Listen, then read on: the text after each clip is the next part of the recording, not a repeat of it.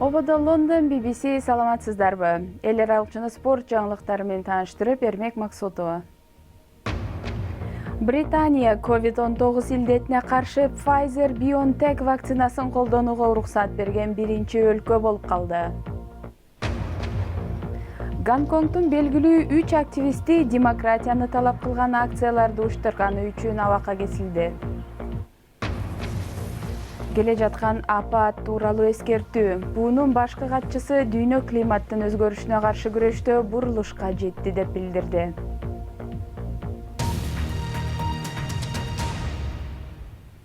Британия фармацевтикалык уюмдар Pfizer менен BioNTech чыгарган вакцинаны жапырт колдонууга уруксаат берген биринчи өлкө болуп калды. Британиянын көзөмөлдөө органдары бул вакцинанын сактыгы ынандырарлык экенин айтууда. Жапырт эмдөө программасы эмки жумада башталса, аярлуу катмарга кирген адамдар бир нече күндүн ичинде эмдөөдөн өтө башташы мүмкүн. Ник Пленд таңерте чач тарачканасын ачып, карантинден кийин алгачкы кадрларын кабыл ала баштады. Коронавирус пандемиясы эл катары анын да бизнесине өз таасирин тийгизген. Вируска каршы вакцина чыгарылары тууралуу маалымат уккандан кийин Ник кризистен чыгууга мүмкүн экенине үмүттөнөт. Бүгүн жумушубузду баштадык. Бүгүндөн баштап Крисмаска чейин иш көп болот деп ойлойбуз. Вакцина тууралуу маалыматты угуп, эмки жылдан баштап баары өз нугуна кайтат деген үмүт жаралды. Кайра ишке чыкканыбызга кубанычтабыз. Лондондун негизги көчөлөрүндө жайгашкан кафе-ресторандар, дүкөндөр ачылып, ары бери өткөн адамдар да көбөйгөнү байкалат. Баш калаанын тургундары вакцина сынактан өтүп, колдонууга киргизилишин абдан күтүштү. Вакцина бардык илдеттен коргоп келген.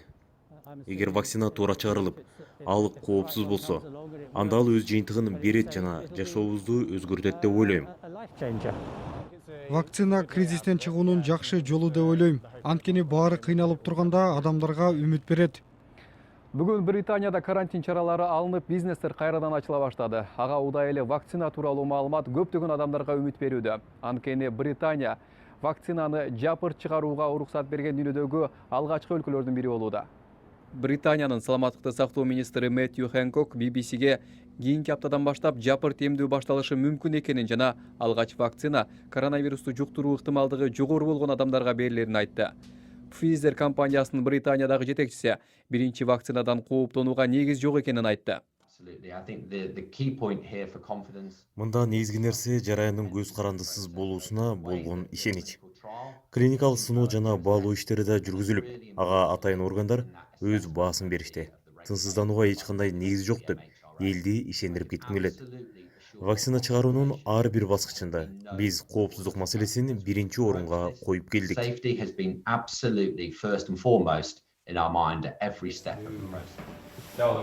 Пандемия кайра күч алып, илдет адамдардын турмуш тиричилигине өз таасирин тийгизип жаткан чакта вакцина абалдан чыгууга шарт түзөт деген ишеним бар. Гонконгдо демократияны талап кылган жүрүштүн көрнөктүү активисттери нааразылык акцияда ойногон ролу үчүн абакка кесилди. Джошуа Вонг 13 айга, Агнес Чоу 10 айга жана Иван Лам 7 айга кесилди. Өткөн жылы Гонконгдо орун алган демонстрация маалында полиция кеңсесин басып алуу боюнча айыптарды 3 активист мойнуна алды. Бул айыптар Кытайдын жаңы коопсуздук мыйзамы толук күчүнө кире элегинде тагылды. Болбосо, ал мыйзамга ылайык бул активисттер өмүр бою абакка кесилип кетмек.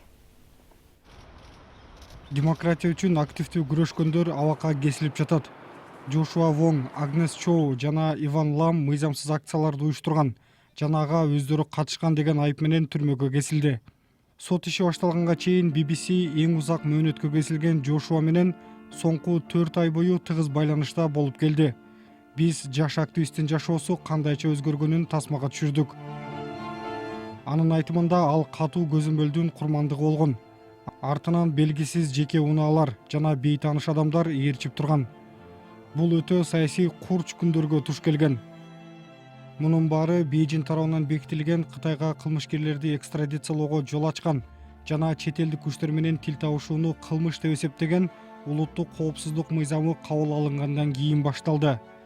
Жаш активист күнүмдүк кысымга кабылган. Мындай окуя улуттук коопсуздук боюнча мыйзамы кабыл алынгандан кийин орун алды. Гонконгдо активист болгонуң үчүн күн сайын артынган белгисиз жеке менчик унаалар ээрчип жүрдү. Биздин жеке коопсуздугубузга кепилдик берүү кыйын. Кайсы күнү биз Гонконгдон Кытайга уурдалып же өткөрүлүп берилебиз билбейм. 2019 жылы миңдеген демонстрант өкмөткө каршы нааразылык акциялары учурунда полициянын башкы кеңсесин курчоого алышкан. Бул 3 активистти демонстрациянын башында турат деп айыпташкан. Бул үчөө Гонконгдогу жаш диссиденттердин эң көрүнүктүү жаш жүздөрү. Жошуа 2014 жылы жаштар кыймылынын жүзү болгон. Ал ошондой эле улуттук коопсуздук мыйзамы боюнча бутак алынган негизги фигура болуп калган айтылууда. Исаак Чең активист жана Жошуа Вонгтун жакын досу. Ал Гонконгдогу билим берүүдөгү өзгөрүүлөргө нааразылыгын билдире баштаганда болгону 15 жашта болчу. Ал камакка алынган Жошуага барган. Жошуа жазган катында ал жалгыз адам отурчу камерага күчтөп камашканын айткан. Гонконгдун өкмөтү жаш муунду бутага алууда. Жаш муун былтыр нааразылык кыймылын жетектеген. Бийлик жаштарды куугунтуктоо үчүн ар кандай укук бузууларга барып жатканын байкасаңыз болот. 1 жылга созулган өкмөткө каршы нааразылык кыймылынан кийин Гонконгдо 10 миңден ашуун камакка алуулар болду. Акыркы жумаларда демократияны жактаган мыйзам чыгаруучулар массалык түрдө кызматтан кетишти. Байкоочулар шаар Кытайга кошулуп жатканын айтууда. Активисттер Бейжин Гонконгду толугу менен өз көзөмөлүнө алууга аракет кылып жатканын айтышууда. Алар оппозициянын баардык үндөрүн депутаттардан баштап көчө митингдерине чейин басууга аракет кылып жатышат. Алар азыр Гонконгдун жаш муунуна кол салууда. Гонконгдун жетекчиси Кери Лам Гонконг өлкөнүн эгемендигин коргоо милдетин аркалайт дейт. Мыйзамдын 23 беренесинде улуттук коопсуздукка коркунуч келтирген иштерге жана иш аракеттерге тыюу салуу максатында Гонконг өз алдынча мыйзамдарды кабыл алууга укуктуу деп жазылган. Өкмөттүн 5 жылдык мөөнөтүнөн кийин бул ишке ашкан жок.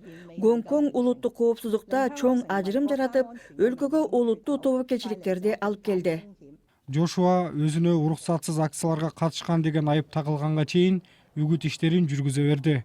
Ал түрмөдө отурганда башка айыптоолорго туш болушу мүмкүн. Бийликтегилердин айтымында активисттер мыйзамдан жогору турбайт. Көптөгөн жаштар Гонконгдо мыйзамдын өзү кандайча колдонулуп жатканынын мүнөзү өзгөрүлүп жатат дешүүдө. Эгерде биз Гонконгдун келечегин көрө албасак, анда биз өзүбүздүн келечегибизди көрө албайбыз. 3 ай, 6 ай же 1 жылдан кийин мен дагы деле Гонконгдо каламбы же Кытайга өткөрүп берилеримди эч ким билбейт. Келечекти алдын ала айтуу жана тагдырыбызды өзүбүз аныктоо кыйын. BBC Кыргыз кызматынын берүүсүн көрүп жатасыздар. Жаңылыктар менен тааныштырууну улантабыз. Дүйнөлүк саламаттыкты сактоо уюму коронавирус инфекциясынын жайылышын токтотуу аракетинде бет каптарды кийүү тууралуу эрежелерди катаалдаштырды. Уюмдун айтымында маскалар имараттардын ичинде жана сыртта жүргөндө да кийилиши зарыл жана мүмкүн болгон жерлерде адамдар бири-биринен кеминде 1 метр ыраак турушу керек. Мындан сырткары адамдар үйлөрүнө конокторду кабыл алганда да бет кап кийиши керек деп кошумчалады уюм. Жаңы Зеландия климат боюнча өзгөчө кырдаал жарыялаган дагы бир өлкө болуп калды. Оппозициядагы партиялар бул пиар үчүн жасалган иш аракет болууда деп сындаганына карабай, бул символикалык кадамды өлкөнүн парламенти да колдоп чыкты. Премьер-министр Ясинда Ардерн келерки 5 жылдын ичинде мамлекеттик сектор көмүртектин бөлүнүп чыгарылышын азайтаарын убада кылды. Бириккен Улуттар уюму Бангладеш өкмөтү Рохинджа мусулмандарын Бенгал булуңундагы аралга жайгаштыруу боюнча планынан оолак турганын маалымдады. Бу качкындар бастан Чар аралына жылууга мажбурланбашы керек деп айтты. Активисттер ал аралда жашоо шарты адамга ылайыксыз деп билдирди.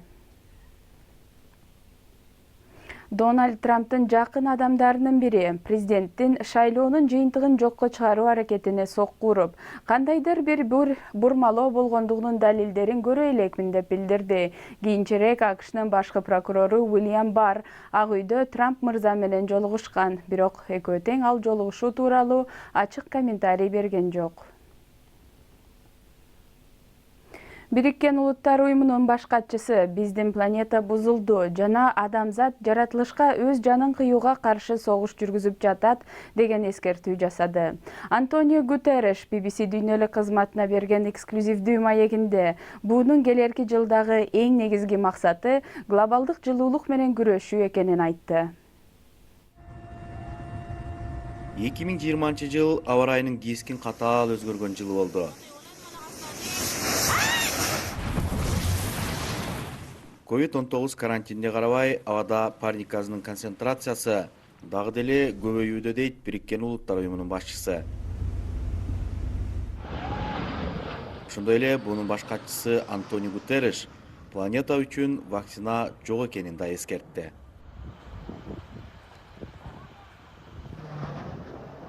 Биоар түрдүүлүк кыйрап жатат, чөлдөр жайылууда, океандар желим калдыктарга домчугуп жатат. Ири өрт жана суу ташкыны, циклон жана бороон чапкындар адаттагы жаңы көрүнүш болуп калды.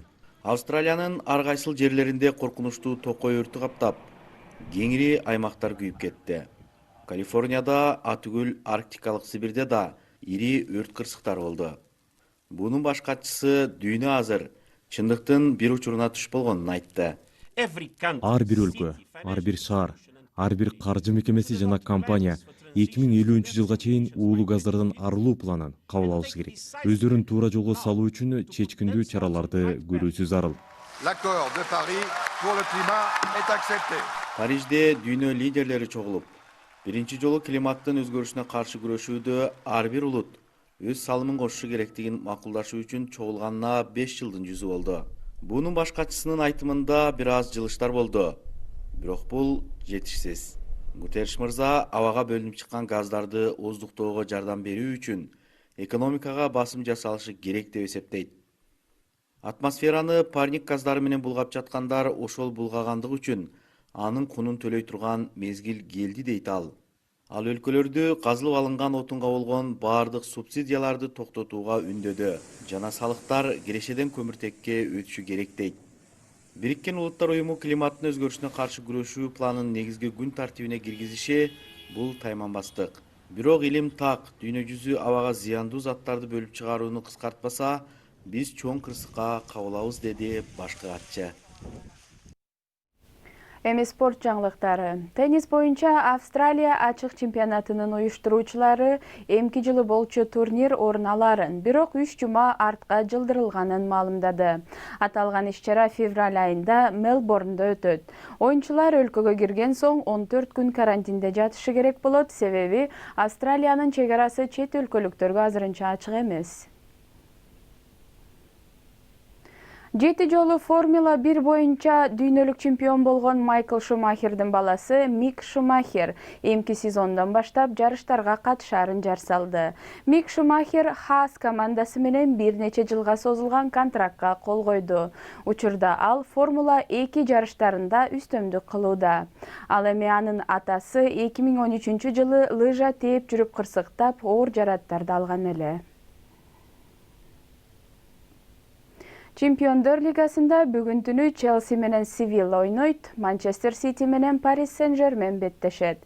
Ливерпулдун менеджери Юрген Клоп анын командасынын 1-0 эсебинде Аяксты утуп алышы 2015 жылдан бери Чемпиондор лигасындагы эң ири ийгилиги болду деп айтты. Манчестер менен Порто ортосундагы оюн болсо голсуз бүттү. Жаңылыктардын соңунда карантин маалында жаныбарлар да зээригип кетет экен. Чикагодагы аквариумдун пингвиндери 1 жылга жакын убакыт бою жабык турду.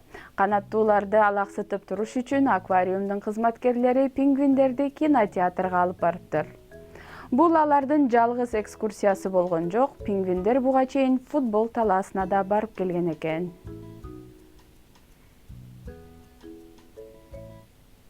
Берүүнү ушуну менен жыйынтыктайбыз. Саналып барган Эрмек Максутов болду. Эфирден кайрадан жолукканча саламатта калыңыздар.